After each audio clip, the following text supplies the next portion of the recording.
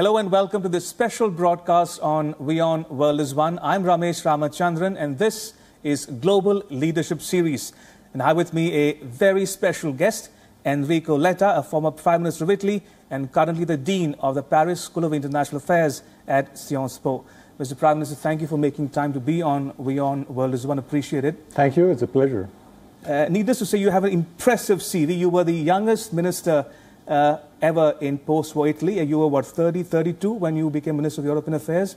And your government has a unique distinction of becoming the only government in Italy's history to have all the major candidate coalitions. Now, that's a unique distinction, no doubt. Now, let's start with your visit to India. How did that come about?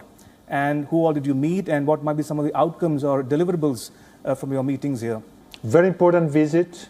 We were here to try to extend the cooperation of our university, Sciences Po University, one of the most important universities on social sciences in the world, based in Paris, to extend the cooperation with the main universities in India. We have already today many Indian students coming here, some European students coming in India, coming to India, and we would like to extend this cooperation. We would like to attract more students, but we would like also to strengthen the work together. You said you want to attract more Indian students. Now, how do you propose to go about doing it? No, first of all, because we teach in English, we decided to change and to turn to English some years ago. Then, because today on international affairs, Sciences Po is ranked as the 4th university in the world.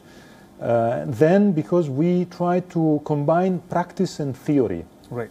And Mr. Prime Minister, now we are meeting on the day when British lawmakers were to vote on the Brexit deal, but that has been delayed, put off by a couple of days. And now, I want to ask you for your views on Brexit. Is it good, bad, or indifferent? I mean, what's your view on Brexit per se? I have to say, very frankly, Brexit is a bad story without an happy end. I think Brexit is a bad story without a happy end. Why do you say that? It will be impossible to have an happy end. The only happy end, I imagine, is a second vote, a second referendum, and the decision to stop Brexit. Without this second vote, Brexit will be without an happy end. Because you see what is happening today in Westminster. There's no agreement, there's no majority on any deal. The big risk of a no deal, they don't want, and we don't want a no deal, but it's a very confused situation. And frankly speaking, I say bad story because we wasted 2 years and a half. I strongly hope that the voters and the British Parliament, British people, will think again and will reverse this decision, because it's, I think it was a decision, a very superficial decision. Today, in the world of today, being alone, a country like the UK or a country like France or a country like Italy, we have the same dimensions, I would say, is quite impossible. It's impossible, more impossible from here, because when you are in India, when you go to the US, to Brazil, to Russia, to China, you immediately understand that the big powers, the big countries of 20th century, the UK, Germany, France, Italy, are very small in the world of today. So we need to have a European Union united all together, with the UK on board. I'm one of those thinking that the UK made a great contribution to the European Union. They were great. I was Minister of European Affairs, Minister of Industry in the period in which we had liberalizations on energy in the European Union. It was thanks to them. They were, the UK influence was positive. So this is why I strongly hope they will reverse the decision. If not, I think it will be a chaos. It will be a chaotic situation. They will lose a lot. Understood you correctly, Mr. Prime Minister. You favor a second referendum? Yes. But some would say that Brexit is way past the point of no return. How would you, what would you tell such people? You know, it's the point of no return is not true for a very simple reason. They need to have a decision of the Parliament. And if the Parliament in London is unable to take any decision, how can they decide? After a referendum that was just a consultative referendum, they decided 52 to 48, and they decided on, in my view, a very superficial question, because the question was, do you want to exit? But how can you say, do you want to exit, without saying to go where? That is the key point. So would the second referendum address this question of yours? The second referendum is the completion of the first one. I think the big mistake was to have a first referendum without the second question, to go where? Because at the end of the day, today is the demonstration that the Brexiters were divided into a group of people. People with the idea to have the UK out of the European Union with a sort of Singapore of Europe, so free trader, free market, globalization, and another group of Brexiters on the opposite idea, so a very old England, English countryside, more protectionism, less free trade.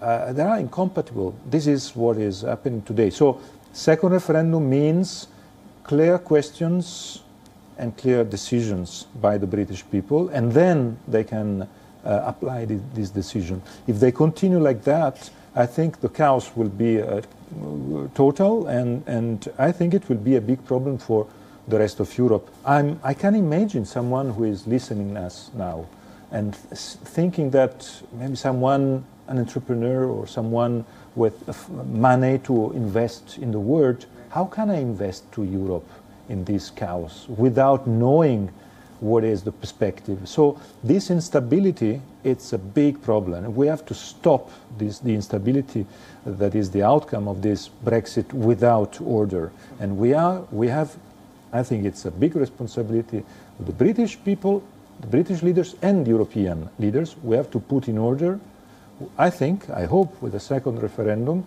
decision, and then we apply the decision. Now you talked about chaos, you spoke about instability. Now, I want you to look into the crystal ball, so to speak, and talk about the future of the European Union or the European project. Where do you see the EU go from here? You know, with or without Brexit? Brexit is interesting because Brexit is showing that Europe is more resilient than a general mood tried to say in the last period. You remember immediately after Brexit, the mood was European will be divided in front of the UK decision. At the end of the day, it's exactly the opposite. Brexiters are divided and the European Union is united. So the European Union showed unity in this very period, some would say, and resilience. Sagacity, yeah. So I think it's a good signal. I'm not saying, I'm very clear, that everything is good in Europe. There are many problems. The migration crisis showed that the European Union lacks of toolbox on how to manage such a crisis. But what I'm saying that the European Union on the Brexit issue is showing resilience. So now I think we have to, next year will be important for Europe. We will have European elections at the end of May, and all the leaders of the European institutions will be changed. So we'll have the new faces at the European Commission, no more Juncker, but who knows? No more Tusk at the presidency of the European Council. Would you throw your hat in the ring? No. I'm so happy in university environment, and frankly speaking, I think it was a very intelligent and lucky choice I did. But for instance, I had also the fact that the new president of the central bank will be at the end of next year will be decided, and so crucial year for Europe. Absolutely. And year of good important choices. I hope these choices will be in the right direction. Now, you spoke about migration as one of the more complex issues that have challenged the European Union countries as a whole. What might be some of the lessons learned in your experience, with the benefit of hindsight, the learnings from the migration debate within the EU? You know, migrations will be one of the biggest issues in the next 20 years. It's not over. In Italy, in my country, in Europe, we tend to think that now the situation is a little bit more calm because the Syrian refugees are no more coming, so we solved the problem. It's not like that. It's not like that because mobility is the new normal, because migrations are today, thanks to new technologies, are easier. And I'm also for a very clear reason for Europe. Europe is close to Africa, and Africa's population will grow up in the next 20 years exponentially, and the European population will decrease. Decline, yeah. So I think we have to expect a period in which migrations will continue. So my point is that we can't be in a blind way there. We have to say we need a migration European policy. We need to discuss this policy, and I think the policy of Europe on migration has to divide two things. But is a quota system appropriate solution? Is it appropriate in your estimation? You can have quotas if you divide in two. And you say you need to diversify, and you say refugees on the one hand with full protection, like the Syrian, people from the two wars, Iraq, Afghanistan, full protection. But for migrants, for economic reasons, I think quotas is the right decision. Quotas decided at the European level with a relationship with third countries and with the application of these decisions is the only way. We have to reassure our people, but we have to reassure our people with a migration policy that is human rights friendly and not a nationalistic approach, anti-immigrants, like some anti-immigrants parties are raising today. I think it's a shame. Frankly speaking, I'm not proud of the way in which Europe and many European countries are today dealing with the migration issue. Indeed. Mr. Prime Minister, I want to talk about a whole lot of other regional issues and global issues confronting both India and the EU. But I want to take a moment or two to talk about India-EU relations, if you don't mind. Now, first and foremost is the overarching issue of corruption, which is a big debate back home here in India.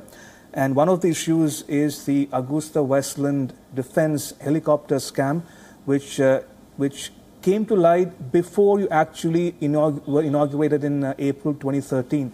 But it was in the news throughout those 300 days when your government was in power.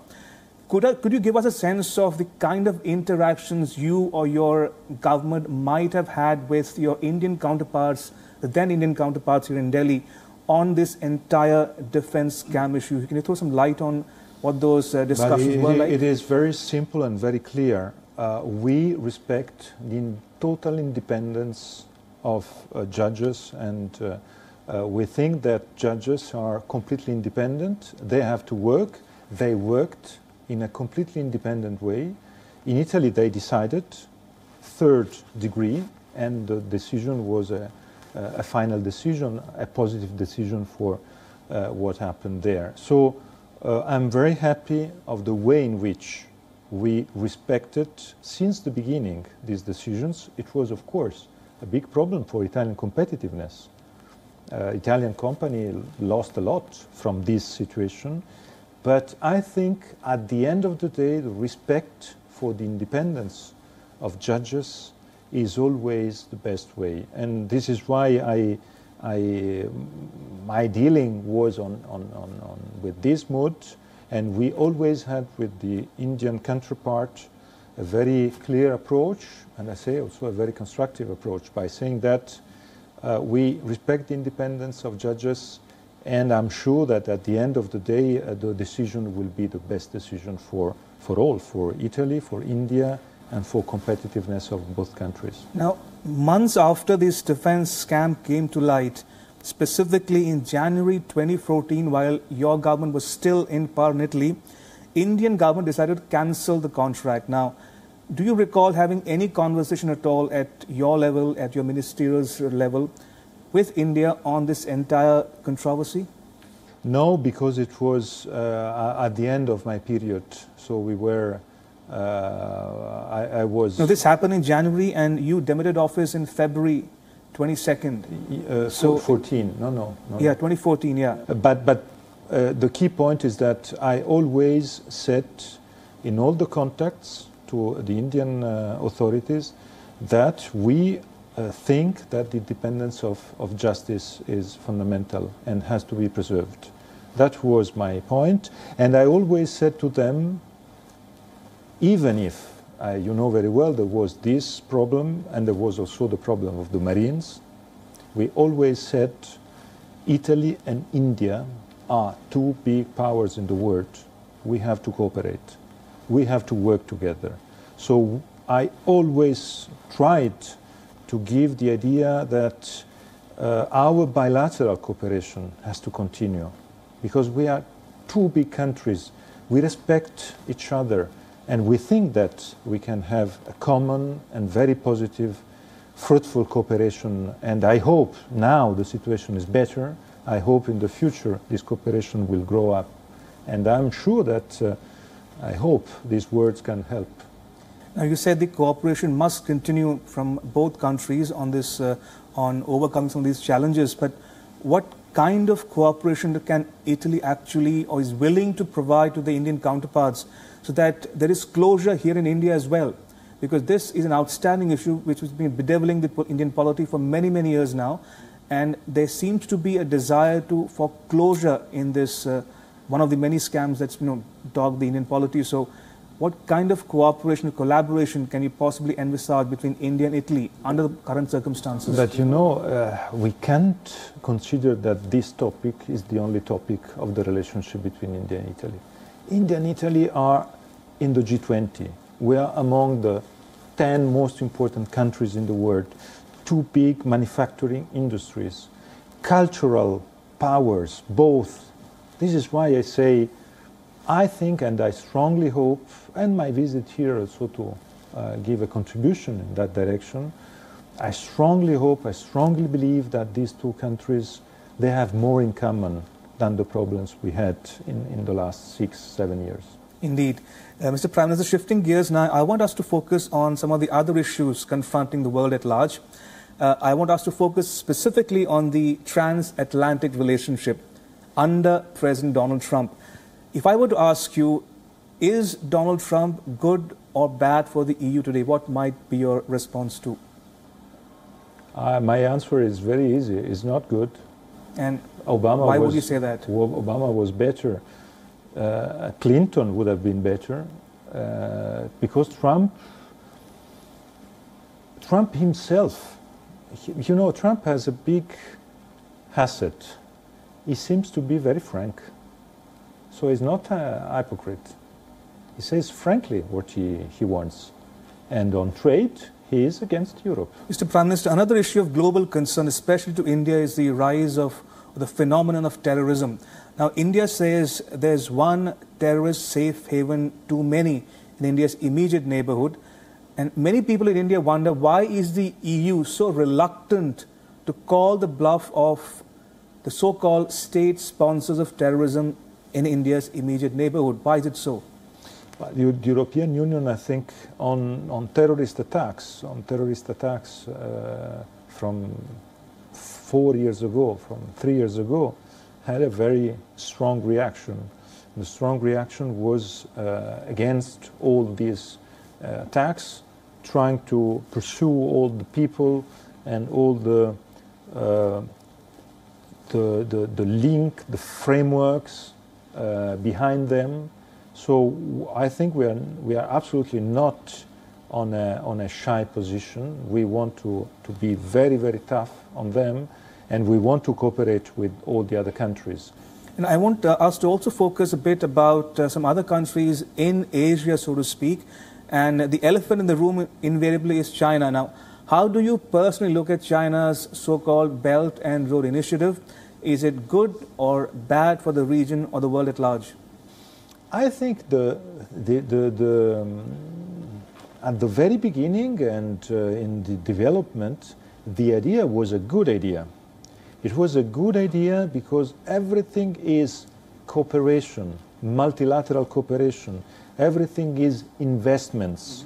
I think it's positive. This is why we decided to be part, for instance, of the Investment Infrastructure Asian Bank. It was a good idea, even if the states, even at the time of Obama, were against this decision. But we decided to be in because we think that cooperation is good, investments are good. Of course, we want that this cooperation and this investment are not a sort of imperialism masked. But I'm sure that is not the intention of the Chinese authorities. And we think that, you know, for us, for the European Union, Asia is the continent of the future. We have to cooperate more and more with Asia. I tell you just a very, very personal experience.